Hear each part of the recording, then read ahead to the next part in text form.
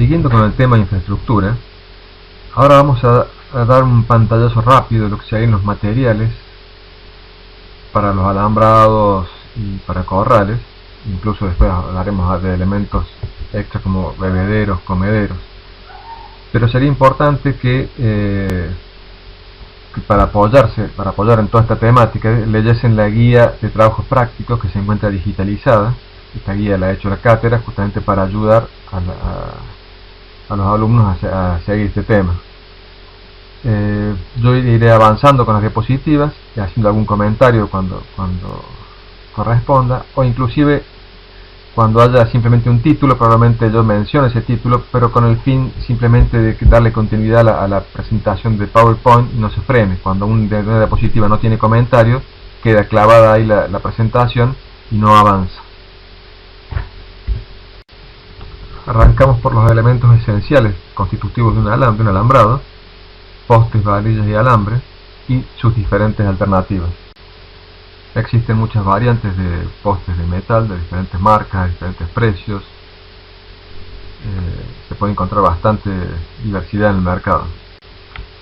Algunas de sus ventajas es, por ejemplo, que son de fácil colocación, es mucho más rápido que un poste clásico de madera, ya que no hay que hacer un pozo, sino que se clavan al suelo con un sistema, como una especie de martillo, un sistema especial, digamos, pero que es bastante rápido.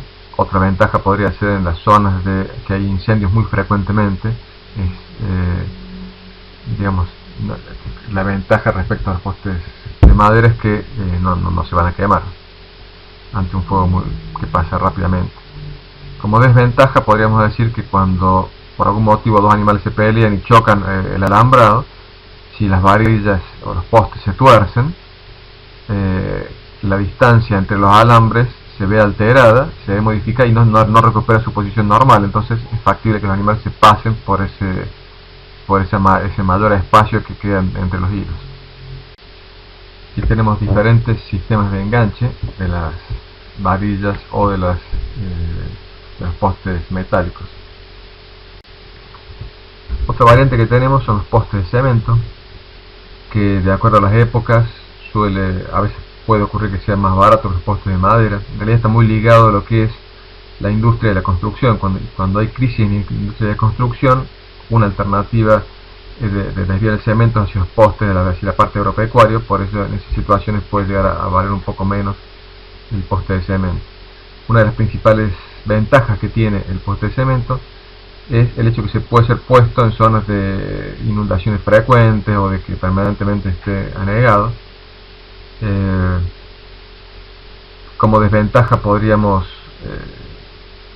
decir que el material en sí es demasiado rígido, entonces ante una presión que puede ejercer dos animales peleando y chocan contra un poste de cemento, al ser tan rígido se parte y hay que reemplazarlo. Muchas veces, si fuese un poste de madera, aunque fuese postes muy grandes, muy anchos, la madera siempre tiene flexibilidad. Por más dura que parezca un poste, siempre tiene flexibilidad, cosa que no ocurre con los postes de cemento.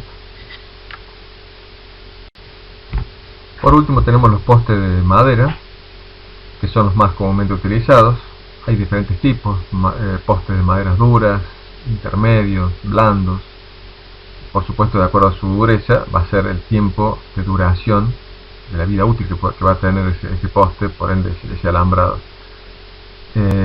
Y también, por supuesto, el precio está ligado. Mientras más dura es la madera, mayor es el precio, justamente por la longevidad que tiene.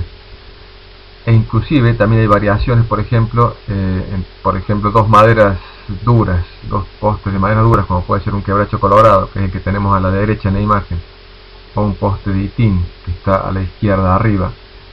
Las dos son de maderas duras,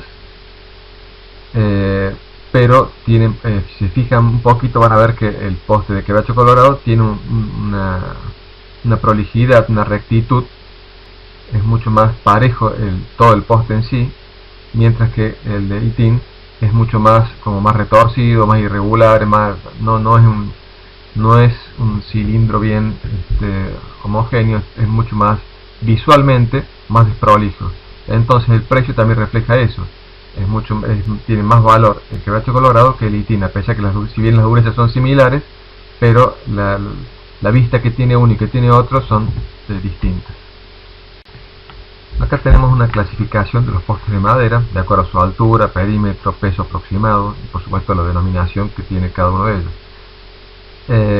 Lo importante acá es que se debe utilizar cada uno de estos postes de acuerdo a la función que cumple, es decir, los postes más reforzados, más largos, irán a los lugares donde es más importante evitar que se pase la hacienda, como podrían ser los alambrados perimetrales, o los materiales que se pueden utilizar para construir corrales, donde es fundamental que no se pasen o se salgan los animales porque hay mayor presión de hacienda. Acá tenemos un alambrado tradicional de 5 hilas, postes y varillas de madera. Aquí tenemos un tipo de varilla de metal, hay diversos tipos de varillas. Aquí tenemos las clásicas varillas de madera, que al igual que los postes pueden ser de maderas duras, intermedias o blandas. Y las dimensiones se miden en pulgadas, midiendo sus lados. Pueden ser 2 pulgadas por 2 pulgadas, 2 pulgadas por 3 pulgadas. Dependerá de que yo vaya a seleccionar cuál es la función que va a cumplir. Si está dentro de un corral o en alambrados perimetrales, requerirá de que sean varillas más reforzadas, más gruesas. Si son alambrados internos, por ahí yo puedo disminuir un poco sus dimensiones y por ende hacer alambrados un poco más económicos. En cuanto al alambre que se utiliza para armar los alambrados, se usa un alambre galvanizado de sección ovalada. El hecho de que sea galvanizado nos garantiza que no se va a derrumbrar, no se va a cortar solamente por la humedad ambiente o por la lluvia. Entonces le da muchísima durabilidad. Hay diferentes grosores, hay diferentes tipos, digamos, de resistencia a la tracción, pero básicamente el rollo más clásico son rollos de 1000 metros de alta resistencia, que se le suele decir 17-15. Esta es simplemente una clasificación, una escala, digamos, de los alambres, las diferentes alternativas de alambre. Los 3 primeros de arriba son de alta resistencia, los 3 de abajo son de mediana resistencia. Como yo les comentaba recién, fíjense, el segundo, empezando de arriba, es el 17-15, es el más común de todos, son rollos de 1000 metros, la resistencia a la tracción es de 705 a 725 kilos, en fin, es un poquito una clasificación general. El alambre de púas es un alambre que se ha usado mucho, pero la idea, con el paso del tiempo y el mejoramiento, digamos, de la tecnología y el manejo de la hacienda, hay una tendencia a dejar de utilizarlo, primero por una cuestión de costo, cuesta prácticamente el doble que un alambre liso común. Fíjense que tiene una base de dos hilos más las púas. Pero el valor es prácticamente el doble, porque vale lo mismo que un liso, pero son rollos de 500 metros. Segundo, que la instalación, la colocación del alambre de púa es más engorrosa. Hay pues muchas posibilidades de que los animales se lastimen a través de las púas, y si se lastiman, después tienen problemas viene la mosca, pone huevos, se forman las bicheras, son las infecciones. En general son bastante los problemas que los beneficios. Y los beneficios que en principio suponía el alambre de púa es evitar que la hacienda se pase de un lado al otro, de un potrero al otro. Ahora, si analizamos el manejo de un sistema ganadero, en este caso más importante en el caso de la cría, ¿qué elementos hacen que los animales tiendan a pasarse de un lado, de un corral, de un potrero al otro? Son básicamente dos causas. Una es el tema, el hambre, la alimentación. Si los animales quedan de un lado y que no tiene pasto, y del otro lado sí hay buena cantidad de pasto, evidentemente los animales van a tratar de buscar la forma de pasar a un lugar donde pueden alimentarse. Con un buen manejo, una buena estrategia de manejo en un campo, uno debería tener una buena planificación forrajera y de ese modo evitar que los animales estén en potreros sin alimento y que al lado tengan un potrero con alimento. O sea, eso se debería poder evitar. Y el otro factor que hace que tiendan a pasarse de un potrero al otro es cuando hay animales, por ejemplo, están los toros de un lado y hay hembras, vacas en celo del otro lado. En un sistema bien manejado, cuando las vacas están en celo, que va a ser en la época de servicio, están junto con los toros. O sea, ningún toro intentaría pasarse a otro potrero porque ya está con las vacas, que son las que están en celo.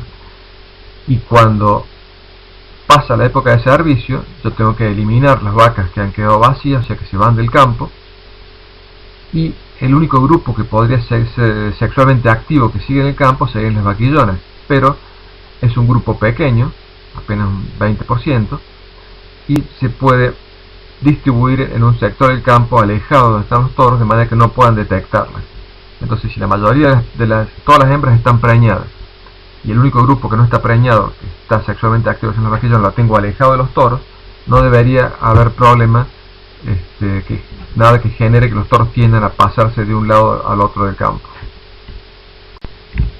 Los elementos complementarios son elementos que ayudan a darle tensión y resistencia a los alambrados. Los catres son estructuras que van están en las puntas de las tiradas de alambrado, que ayudan a tensionar y darle resistencia al mismo. Si ustedes se fijan en el esquema que tiene un poste principal sobre el cual van todos los hilos del alambrado y tensionan sobre él, o sea, soporta la mayor parte de la fuerza ese poste principal, y está ayudado por un puntal o un peón puesto en diagonal y clavado en el suelo, que tiene una estaca o un muerto para evitar que se siga clavando, desplazando.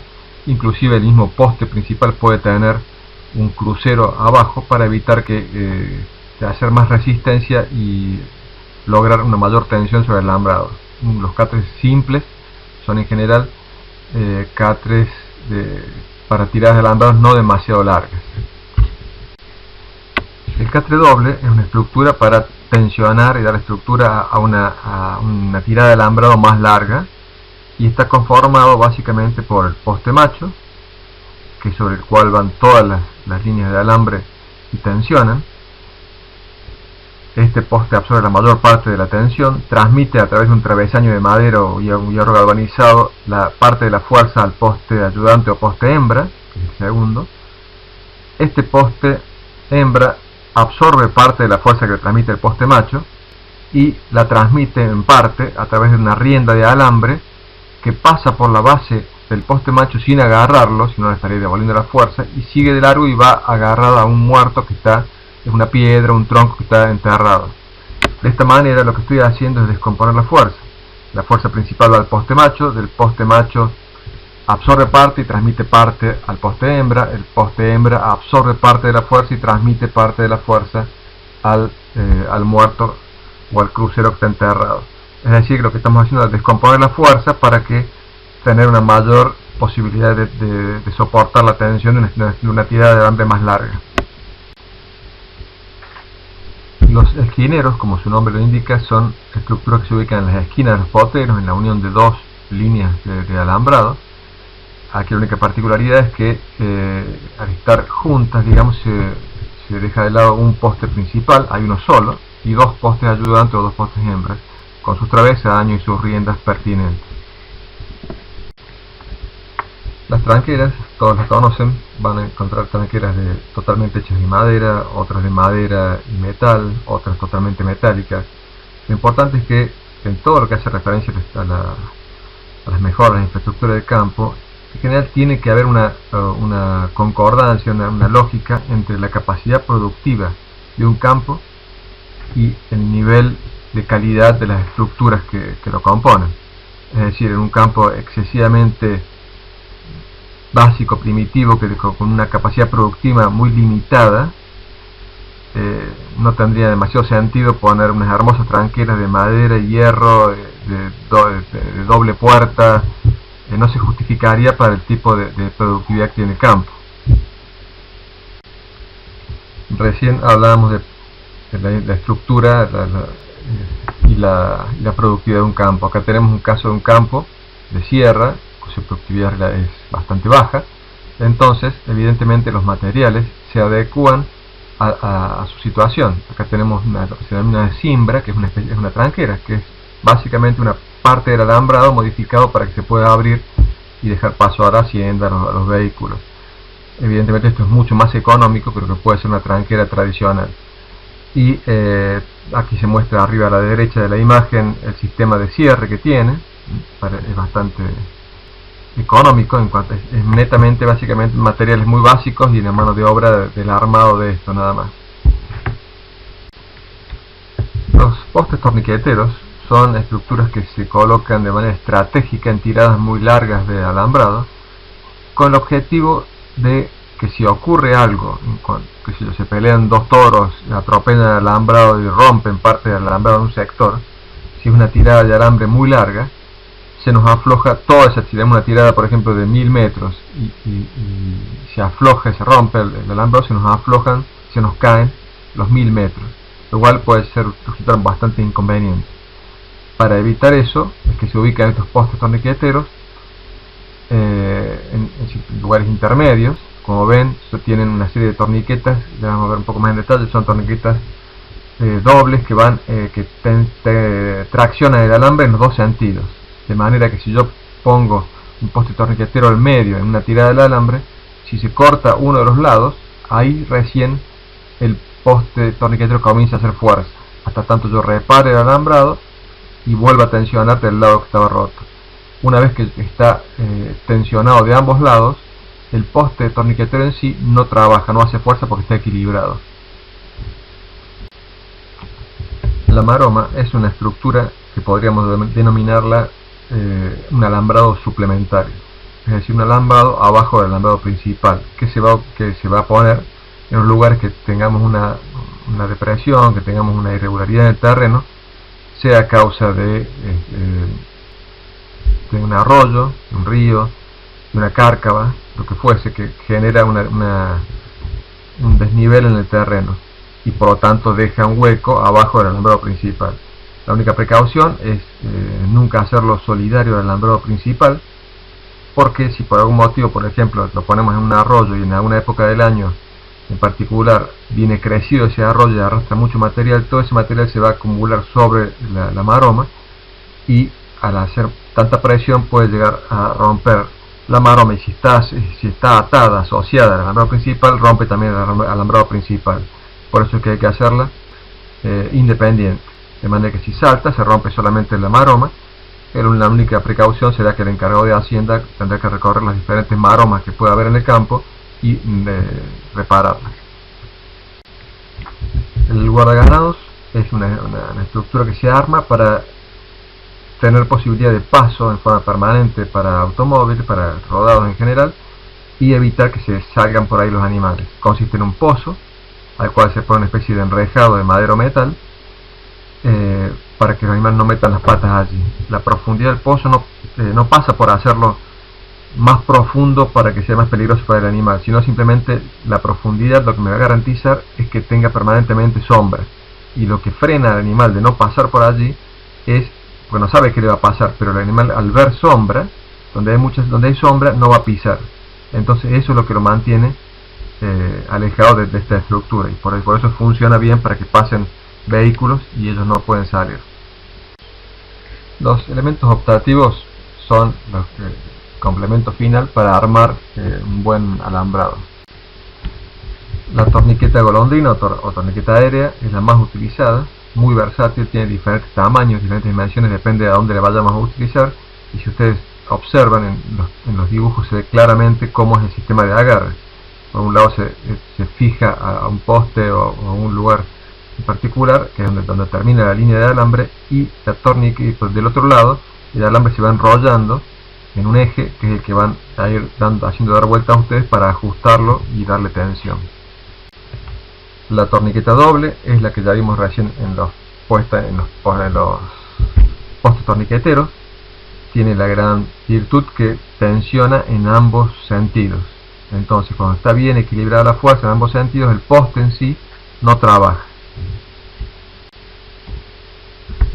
La torniqueta cajón es la torniqueta menos utilizada, ya prácticamente en desuso. Tiene la desventaja que tiene que estar siempre bien agarrada a un poste y después recién ahí se engancha el alambre y se tensiona, pero prácticamente no es utilizada actualmente.